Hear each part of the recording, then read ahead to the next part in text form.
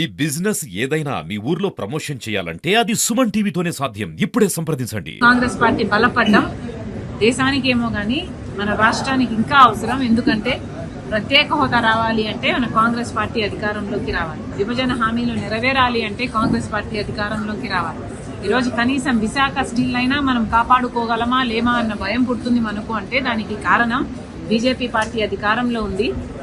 ఒకవైపు తెలుగుదేశం, జనసేన మద్దతు ఇస్తూనే ఉన్నాయి. ఇంకోవైపు జగన్మోహన్ రెడ్డి గారు అక్రమంగా మద్దతు ఇస్తూనే ఉన్నారు. కాబట్టే ఈరోజు కాంగ్రెస్ పార్టీ బలపడాల్సిన అవసరం ఉంది. అందుకే ఈ సమావేశం. Okay, thank you. రోజా గారు మాట్లాడారు కదా, జగన్ పై విషయం చెల్లేదానికి ఇదంతా ప్రయత్నం చేస్తున్నారు, ఇదంతా ఏదో గురుగలడానికి. వైసీపీకి చెందిన రోజా గారు నేను చంద్రబాబు గారికి మద్దతు ఇస్తున్నాను అన్నట్టుగా మాట్లాడడం జరిగింది. దీన్ని నేను తీవ్రంగా ఖండిస్తున్నాను. రాజశేఖర రెడ్డి బిడ్డకు తెలుగుదేశం పార్టీకి మద్దతు ఇవ్వాల్సిన అవసరం లేదు, రాదు. అసలు మద్దతు ఎవరికి ఇస్తున్నారు? ఇన్ని సంవత్సరాలు మద్దతు జగన్మోహన్ రెడ్డి గారు బీజేపీ పార్టీకి ఇచ్చారు. ఏ బీజేపీ పార్టీనైతే రాజశేఖర రెడ్డి గారు వ్యతిరేకించారో, ఎందుకంటే అది మతతత్వ పార్టీ కాబట్టి, ప్రజాస్వామ్య సిద్ధాంతాలను వ్యతిరేకించే పార్టీ కాబట్టి, రాజశేఖర రెడ్డి గారు ఎంతలా ప్రతి వేదికలో వ్యతిరేకించారో, జగన్మోహన్ రెడ్డి గారు రాజశేఖర రెడ్డి గారి కొడుకు అయినప్పటికీ కూడా రాజశేఖర రెడ్డి గారు వ్యతిరేకించిన బీజేపీ పార్టీకి మద్దతు ఇవ్వడమే కాదు, మోడీకి దత్తపుత్రుడిగా మారాడు. మద్దతు ఇచ్చింది ఎవరికి? నేను తెలుగుదేశం పార్టీకి మద్దతు ఇవ్వాల్సిన అవసరం నాకు లేదు. మద్దతు ఇచ్చింది జగన్మోహన్ రెడ్డి గారు బీజేపీ పార్టీకి. 5 సంవత్సరాలుగా ఏది పడితే అది ఏ బిల్లుకైనా మద్దతు పలికారు. అధికారంలోకి వచ్చింది జగన్మోహన్ రెడ్డి గారు ఏ మాట చెప్పి మెడలు వంచి ప్రత్యేక హోదా తీసుకొస్తామని చెప్పిన జగన్మోహన్ రెడ్డి గారు అధికారంలోకి వచ్చిన తర్వాత అదే బీజేపీ పార్టీకి, మోడీకి దత్తపుత్రుడిగా మారారు. ప్రతి బిల్లుకు మద్దతు ఇచ్చారు. అదానికి కావాల్సింది అదానికి ఇచ్చారు, అంబానీకి ఏది కావాలంటే అది ఇచ్చారు. ప్రతి విధానంలో బీజేపీ పార్టీకి కొమ్ము కాసింది జగన్మోహన్ రెడ్డి గారు. మరి ఇప్పుడు చెప్పండి, రోజా గారు మద్దతు ఇచ్చింది ఎవరికి?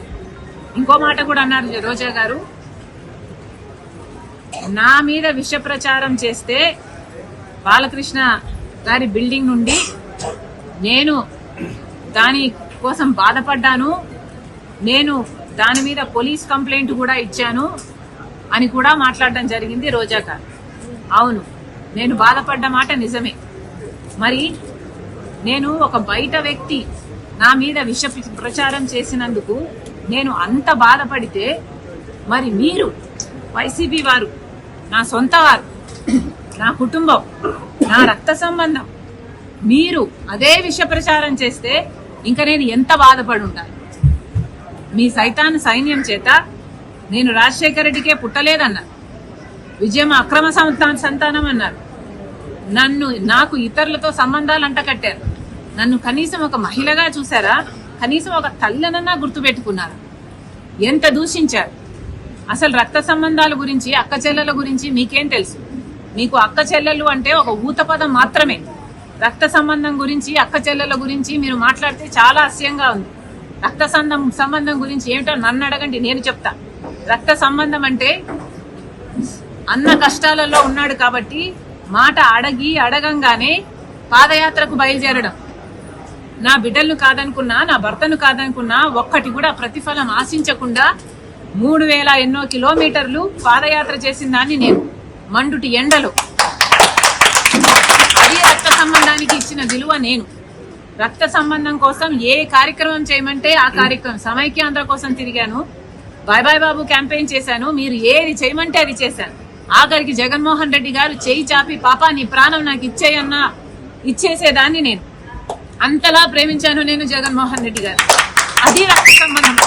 ఇలా రక్త సంబంధం గురించి మాట్లాడేది సిగ్గుండాలి.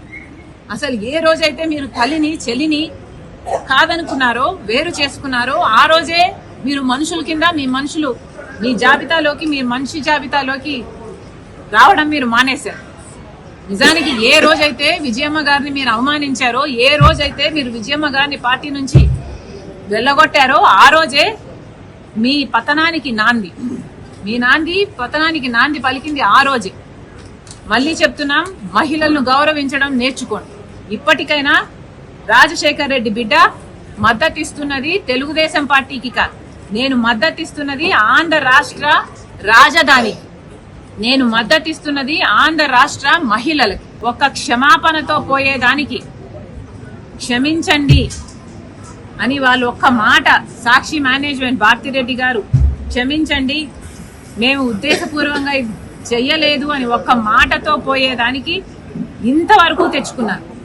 మాటకు మాట పెరుగుతూనే పోతుంది. ఈరోజు నన్ను కూడా అంటున్నారు మీరు అంటే, నేను మద్దతిస్తున్నాను చంద్రబాబు కంటే. అసలు మనుషుల జాబితాలోకి రారు వీళ్ళు.